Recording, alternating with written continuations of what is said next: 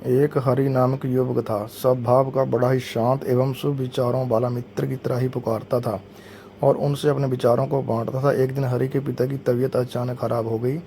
उन्हें अस्पताल में भर्ती किया गया। उनसे सभी डॉक्टर्स के हाथ जोड़े, अपने पिता को बचाने की मिन्नतें की, लेकिन सभी ने उससे कहा कि वो ज़्यादा उम्मीद नहीं दे सकते और सभी ने उसे भगवान पर भरोसा रखने को कहा। तभी हरि को राम का ख्याल आया और उसने अपने राम को पुकारा। राम दौड़ चले आए।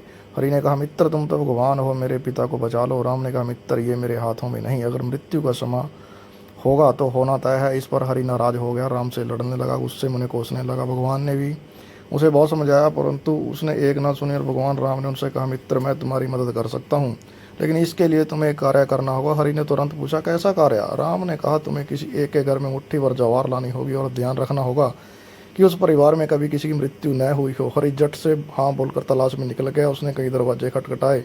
हर घर में जवार तो होती, लेकिन ऐसा कोई घर नहीं होता जिस परिवार में किसी की मृत्यु न हुई हो। किसी का पिता, किसी का दादा, किसी का भाई, माँ का या बहन।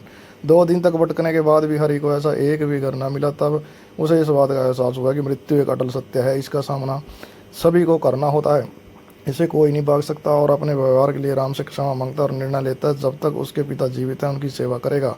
थोड़े दिनों बाद हरि के पिता स्वर्ग से धार जाते हैं। उसे दुख तो होता है, लेकिन ईश्वर की दी सीख के कारण उसका मन शांत रहता है। दोस्तों, इसी प्रकार हम सभी को इस सच को स्वीकार करना चाहिए कि मृत्यु एक अटल सत्य है।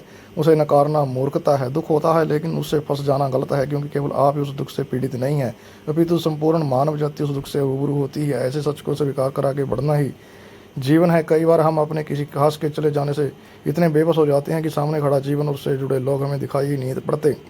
ऐसे अंधकार से निकलना मुश्किल हो जाता है। जो मनुष्य मृत्यु के सत्य को स्वीकार कर लेता है, उसका जीवन बार बीन हो जाता है और उसे कोई कष्ट तोड़ नहीं सकता। वो जीवन के हर क्षेत्र में आगे बढ़ता जाता है।